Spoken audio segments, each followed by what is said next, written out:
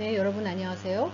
분자 진단학 및 실습 3주차 1교시 진행하겠습니다. 오늘 수업은 핵산 추출 이론에 대해서 학습하겠습니다.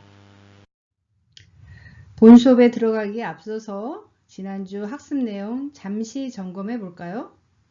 자, 그림처럼 DNA가 이렇게 더블 스트랜드 DNA를 이렇게 열을 가하게 되면 이렇게 싱글 스트랜드로 변화된다고 했습니다. 이러한 현상을 무엇이라고 했나요? 변성, 재생, 결합, 혼성화. 네, 변성이죠? 왜 이런 현상이 있다고 했죠? 예, DNA의 이중가닥은 이중가닥 간의 상보적 염기서열을 통해서 이렇게 수소결합이 되어 있다고 했었습니다. 그런데 이것을 열을 가하게 되면 수소결합이 깨지면서 이렇게 단일가닥으로 변하게 된다라고 했고요. 이러한 현상을 변성, 디내추레이션이라고 했습니다. 그런데 온도를 다시 이렇게 낮추면 다시 이렇게 원래의 가닥으로 되돌아가는 현상을 우리가 재생이라고 했습니다. 개념의 이해, 그 다음에 원리, 이해가 매우 중요합니다. 자, 두 번째 문제입니다. 자, 이렇게 단일가닥 더블 스트랜드 DNA가 이렇게 싱글 스트랜드로 변했을 때 이 단일가닥으로 변했을 때 흡광도가 변화된다라고 했습니다.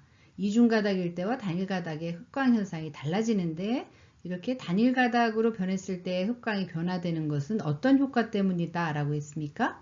저흡광 효과, 고흡광 효과, 멜팅 효과, 광전자 효과. 답은 뭔가요? 혼동될 수 있는 문제였습니다. 네, 답은 고흡광 효과입니다. 자, 그 이유가 무엇이라고 했죠? 반드시 학습이 필요한 내용이었습니다. 네, DNA가 여기 DNA에 있는 이 구조들 우리가 뉴클레오티드로 되어 있죠. 계속적으로 있는데 그중 뉴클레오티드의 구성분 중 베이스가 자외선을 쪼여주게 되면 260나노미터의 빛을 쪼여주면 이 베이스가 빛을 흡수하게 된다라고 얘기했어요. 근데 두 가닥과 이 단일 가닥 똑같은 조성을 가지고 있는 두 가닥 DNA를 열가해서 이렇게 싱글 스트랜드로 만들어줬을 때 이 베이스의 조성은 전혀 변화되지 않아요. 그러면 빛을 흡수하는 물질이 베이스이기 때문에 흡수량은 같을 거로 예측이 되어야 되는데 더블 스트랜드일 때와 싱글 스트랜드일 때 빛의 흡수량이 다르다라고 얘기했습니다. 왜 달라진다고 했죠? 이 원래 더블 스트랜드일 때는 이렇게 이들 염기들 사이에서 수소결합과 베이스 스태킹 현상이 있게 되게 되면서 순수하게 빛을 쪼여줬을 때 원래 이 베이스들이 빛을 흡수하는 양보다 적게 빛을 얘들끼리 차곡차곡 쌓이게 되면서 빛이 순수하게 베이스가 빛을 흡수하는 양보다 줄어드는 현상이 있다. 그래서 이중가닥일 때는 빛이 원래보다 흡수량이 줄어들고 이렇게 수소결합과 베이스 스태킹이 깨지게 됐을 때 빛을 온전히 흡수하게 되니까 이때보다 싱글 스트랜드로 변했을 때 빛의 흡수량이 증가한다. 이런 현상을 고흡광 효과라고 한다라고 했습니다. 개념 이해 중요했었습니다. 반드시 학습하셔야 됩니다. 이번 주 학습할 내용은 핵산의 추출 이론과 추출 방법에 대해서 학습하겠습니다. 1교시 학습의 내용은 DNA 추출의 목적과 DNA 추출을 위한 시료를 제조하고 추출의 단계에 대해서 학습하도록 하겠습니다.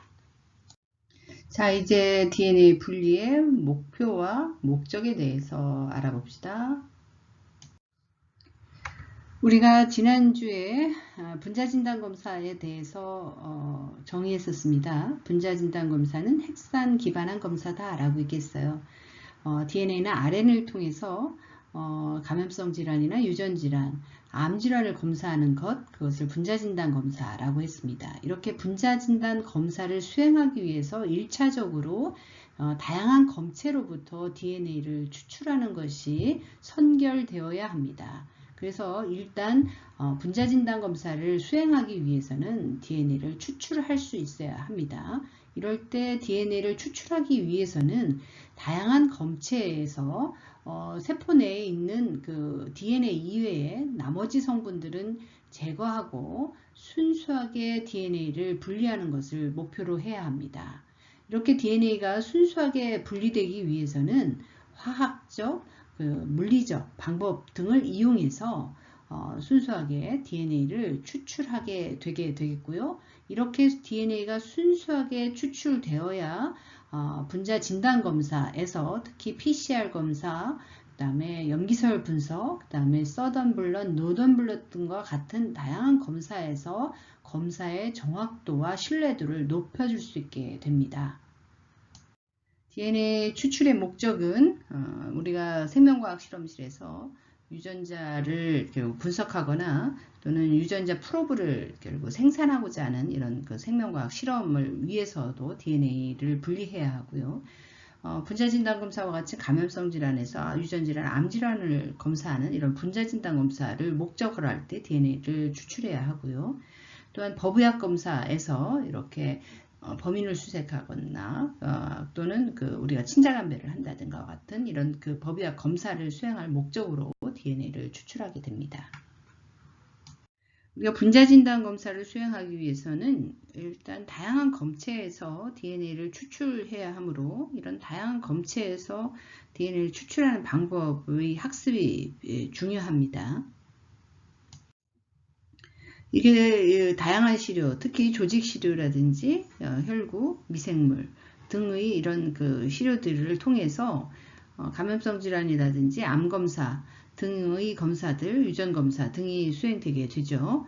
그럴 때 보통 조직 파트에서 여러분들이 이제 조직 검사 과학을 이제 조직학적 방법으로 수행하게 되죠. 최근에는 이제 분자 병리 파트에서 결국은 이 DNA의 확인을 통해서 분자 병리 검사를 수행하게 됩니다. 그래서 우리가 이제 조직 검사 화학 파트에서도 결국은 PCR 등의 검사를 통해서 암 검사를 수행하게 되는데, 그렇게 되면 결국 우리가 파라핀 조직 절편을 만들어 놨고 파라핀 블럭을 만들어 놨던 것으로부터 유전 검사를 수행할 수 있게 됩니다. 그럴 때 일단 우리가 그 조직 샘플의 경우는 생검한 조직이라든지 얼렸던 조직들이 사용될 수 있겠고요. 그런 것들은 직접 그 세포 조직을 이렇게 호모게나이즈, 즉 우리가 이제 균질화 시킨 후에 거기서 이제 DNA 추출 과정을 직접 적용하면 되겠지만, 우리가 이제 이렇게 파라핀 블락을 만들어 놓은 조직 시료를 이용해야 될 경우는 이 첫 단계에서 파라핀을 제거해야 합니다. 그래서 고정액으로 보통 고정된 조직들은 이렇게 자일렌 등을 담가서 이렇게 디파라피네이전을 시키고, 또 그때 이제 자일렌 이외에도 이렇게 여러 가지 시약들, 이렇게 히스토졸브나 아나치, 프로파, 파라클리어라고 하는 이런 시약들을 이용해서 이 파라핀을 제거시킨 다음에, 그런 다음에 이제 DNA를 이 조직으로부터 호모게나이즈 시키고, 그런 다음에 DNA를 거기로부터 추출해야 되는 과정이 진행됩니다. 그 다음에 혈구세포의 경우는 우리가 이제 혈구에는 이 WBC, RBC, 플레이틀릿, 주요세포가 이렇게 존재하게 되죠. 그럴 때 성숙한 세포에는, RBC에는 이제 핵이 소실되어 있기 때문에 DNA가 존재하지 않죠. 그리고 플레이틀릿도 성숙하게 되면 결국 그것도 또한 유전물질을 잃게 되기 때문에 우리가 혈구세포를 통해서 검사할 때는 결국 류코사이드, 백혈구를 이용해서 DNA를 추출해야 됩니다. 그래서 전통적인 그 혈구세포를 이용해서 DNA를 추출할 때는 류코사이트만 분리해낸 후 그런 다음에 DNA를 추출하게 됩니다. 그래서 나머지 RBC와 플레이틀릿은 제거하는 방법을 써서 라이시스하는 방법을 사용하게 되는데, 이렇게 디퍼런셜 라이시스 방법을 써서 결국 류코사이트로부터 DNA를 추출하는 과정이 진행됩니다. 또한 미생물 시료를 이용해서 DNA를 추출하게 될 때, 보통 우리 검사실에서 감염성, 세균성 질환을 검사할 때 분자 유전학적 검사를 수행하게 됩니다. 그럴 때 이제 이 미생물들의 경우, 그람 포지티브 세포들의 경우는 두꺼운 셀월을 가지고 있기 때문에 전통적인 그 세포를 라이시스하는 방법 이외에 추가적인 효소를 이용하거나 글라인딩이나 소니케이션과 같은 방법을 통해서 효과적으로 셀월을 제거하는 과정을 추가하여 진행한 후에 DNA를 추출하게 됩니다. 우리 검사실에서는 식물 치료를 거의 사용하지는 않지만 이렇게 우리가 연구 실험을 위한 목적으로 식물 치료가 사용되게 될 때 이런 식물 치료 같은 경우는 셀월과 폴리사카라이드가 굉장히 많습니다. 그렇기 때문에 이런 그 식물 치료를 이용할 때 DNA 추출이 매우 까다로운 특성을 갖게 됩니다. 그럴 때 CTAB라고 하는 이런 그 포지티브 시약을 이용해서 그리고 DNA만 효과적으로 바인딩 시킨 다음에 추출하는 원리가 적용될 수 있게 되겠습니다. 따라서 조직 치료를 통해서 DNA를 추출하는 실험에서는 전처리 과정으로 이렇게 조직에 파라핀 고정되어 있는 곳에 파라핀을 제거하거나 조직의 효소라든지 호모게나이제이션을 통해서 조직을 균질화시키는 이런 전처리 과정이 수행된 후 DNA를 추출하게 됩니다. 그래서 이렇게 그 조직 절편들의 이렇게 파라피네이션, 디파라피네이션 과정과 또는 탈수화 과정을 일단 시킨 후에 이렇게 그 다음 단계로 이제 DNA 추출 과정이 이렇게 수동으로 적용되거나 또는 자동화 장비를 통해서 DNA를 추출한 다음에 그 다음에 이제 DNA 분석 실험이 적용되는 것입니다. 우리가 환자의 유전 질환과 또는 혈액암 검사를 수행하기 위해서는 환자의 혈액으로부터 지노믹 DNA를 추출해야 합니다. 그래서 환자의 그 지노믹 DNA를 추출한 후 유전 질환이나 암 질환 검사를 수행하게 되는데 이럴 때 그 블러드에서 지노믹 DNA를 추출하는 실험을 진행하기 위해서는 블러드에 WBC, RBC, 플레이틀릿이 모두 포함되어 있죠. 그럴 때 성숙한 그 RBC나 플레이틀렛은 핵을 가지고 있지 않기 때문에 일일 세포에서는 지노믹 DNA를 추출할 수 없게 됩니다. 따라서 전혈로부터 지노믹 DNA를 추출하려면 결국은 성숙한 RBC 플레이틀릿을 제거하고 WBC로부터 지노믹 DNA를 분리하는 방법이 적용되게 됩니다. 그래서 전통적으로 이렇게 세 개의 세포가 혼재되어 있는 세포로부터 WBC를 분리하는 방법으로 차등 밀도급의 원심 분리 방법이라든지 차등 세포 용해 방법이 적용됩니다. 그래서 이 차등 밀도급의 원심 분리 방법을 적용하기 위해서 흔히 사용하는 것이 피콜 하이파큐 시약을 처리하는 방법입니다. 보통 1.077의 비중을 갖는 피콜 하이파큐 용액과 혈액을 1:1로 섞은 다음에 원심 분리하게 되면 여기에서 이 피콜 하이파큐가 밀도급배가 되게 되면서 피콜 하이파큐의 1.077의 밀도보다 비중이 큰 것은 RBC와 그래뉴로사이트는 이 아래층으로 내려가게 되고 피콜 용액은 그 위층에 그 다음에 요것과 비중이 거의 같은 PBMC, 모노뉴클리오셀, 모노사이트와 그 다음에 마크로페지 등은 요 위층에 있게 되기 때문에 요 PBMC 층으로부터 DNA를 추출하게 됩니다. 이때 이제 밀도급의 원심 분리 방법으로 이제 PBMC를 분리해낸 후 이거를 이제 새 튜브에다가 PBMC를 옮기고 여기에서 이제 지노믹 DNA 추출을 하는 방법이 적용됩니다. 또 다른 방법으로는 디퍼런셜 셀 라이시스 방법을 적용하여 지노믹 DNA를 추출하는 방법입니다. 보통 블러드에서 존재하는 RBC와 플레이틀릿을 제거하기 위해서 첫 단계에서 RBC를 라이시스 시키는 시약을 처리하게 되면 RBC만 이렇게 깨지게 되고 분해되고 그러고 나서 분해시킨 다음에 그걸 원심 분리하게 되면 요 상청액에는 분해된 RBC와 크기가 작은 플레이틀릿은 상청액에 있게 되고 WBC만 이렇게 침전된 채로 얻게 될 수 있습니다. 그러면 이제 RBC와 플레이틀릿은 제거하고 WBC로부터 이렇게 지노믹 DNA를 추출하는 원리가 적용되게 됩니다. 최근에는 이런 과거에 이런 전통적인 방법이 적용됐지만 최근에는 이렇게 전혈에서 직접 DNA를 추출하는 방법이 적용되어서 매우 효과가 좋은 DNA를 이렇게 효율이 좋게 추출하는 방법이 요즘에는 사용되고 있습니다. 요즘 전 세계적으로 유행하고 있는 코로나 검사를 위해서는 이렇게 상기도 검체나 하기도 검체를 채취한 후 채취한 검체로부터 RNA 바이러스인 코로나 바이러스로부터 RNA를 추출하고 그런 다음에 유전자 증폭 과정을 통해서 양성 유무를 검사하는 방법이 진행되는 것입니다. 흔히 폐렴 원인균 검사 및 독감, 감기, 코로나 바이러스들의 감염에 의한 이렇게 호흡기 질환을 검사하기 위해서는 상기도 검체의 경우는 비인두 또는 구인두의 검체를 면봉으로 채취하여서 핵산 검사를 진행하게 되고요. 하기도 검체를 사용해야 할 경우는 가래를 이렇게 묵윤 용기에 채취한 다음에 그것을 완전 밀봉하여 검사실로 수송한 다음에 검사를 진행하게 됩니다.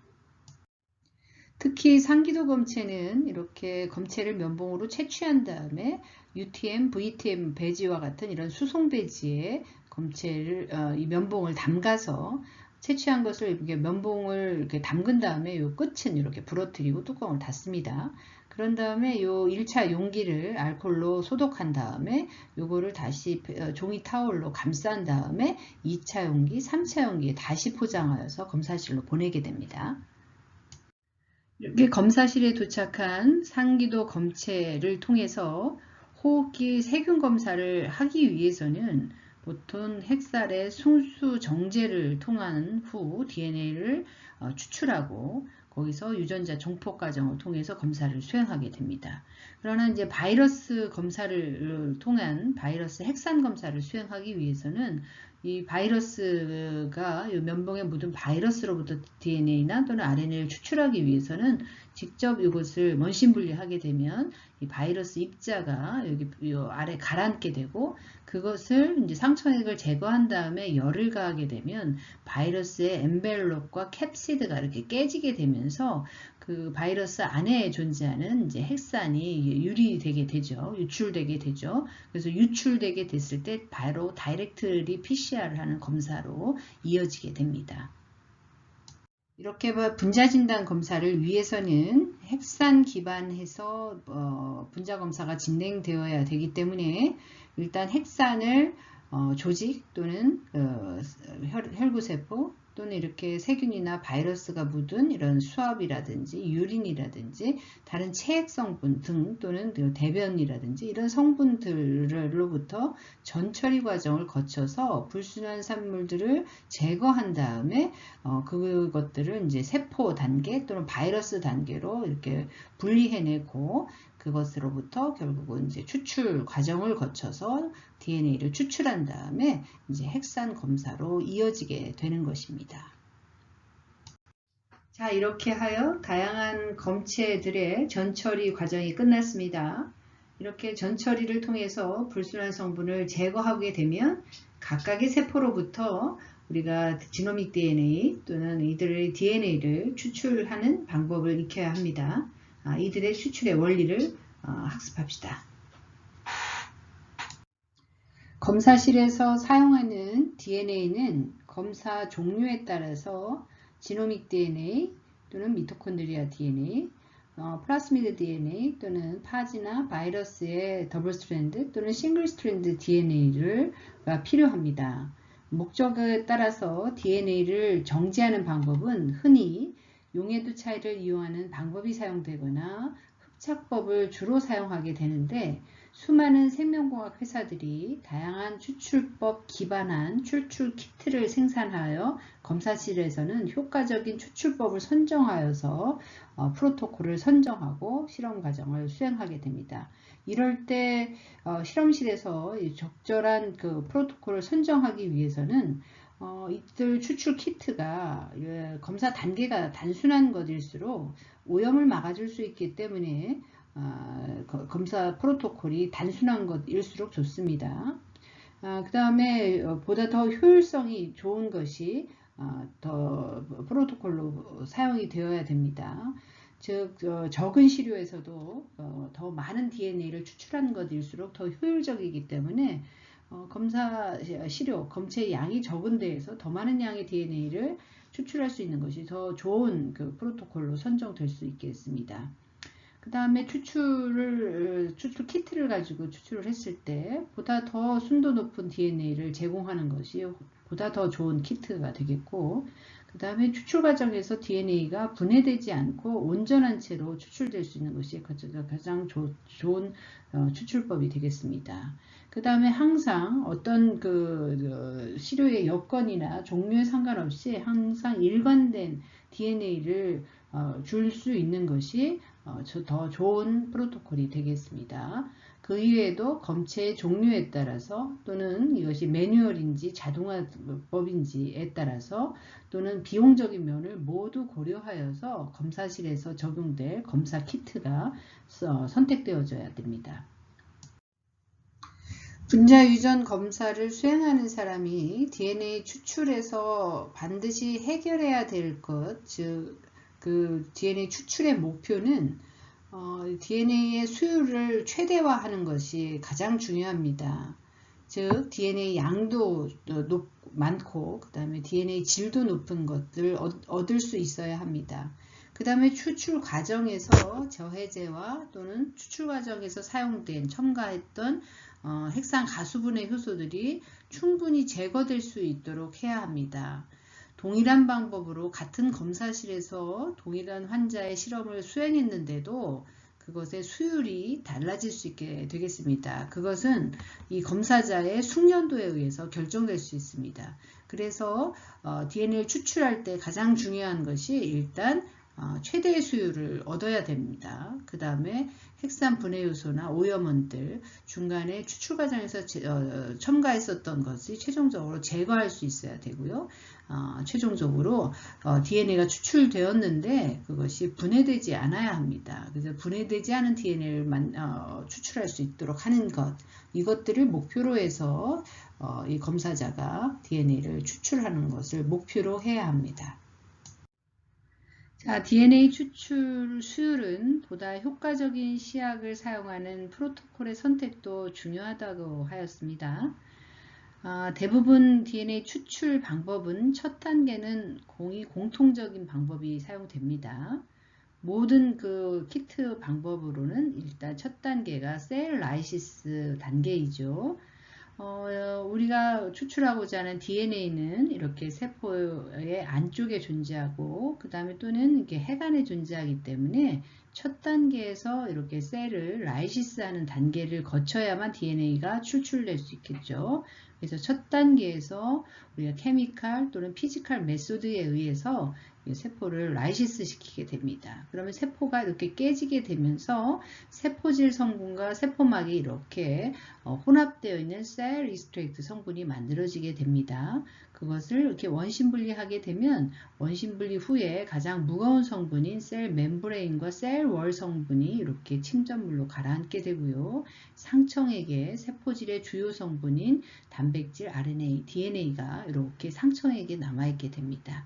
이렇게 상청액에 존재하는 요 DNA, RNA, 프로틴을 새 튜브에 옮긴 다음에 다음 단계에서는 이렇게 용해도 차이에 의해서 DNA를 분리해내거나 또는 흡착법을 이용해서 DNA를 분리하는 방법이 사용됩니다.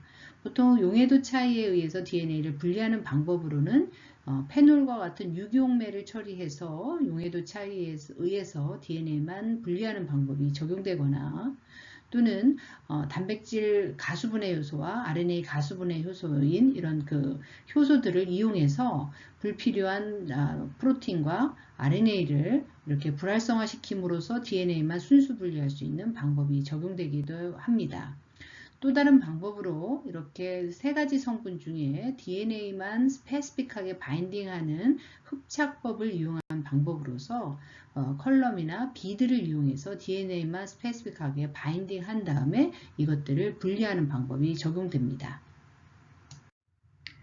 최근에 수많은 그 DNA 추출 시약은 매우 수율이 좋아졌습니다. 그 굉장히 저렴한 그 DNA 추출 시약조차도 굉장히 수율 높은 DNA를 제공해 준다는 점에서 우리가 DNA의 양이나 순도를 숙련도와 상관없이 어느 정도 일정한 DNA를 뽑을 수 있는 만큼의 이런 그 추출 키트들이 굉장히 많이 생산되고 있습니다. 보통 우리가 평균적으로 디플로이딩 세포 한 개에서 이런 DNA 추출 과정을 통해서 얻을 수 있는 DNA 양은 약 6 피코그램 정도 됩니다. 디플로이드 셀이라는 것은 결국 우리가 체세포를 의미하죠.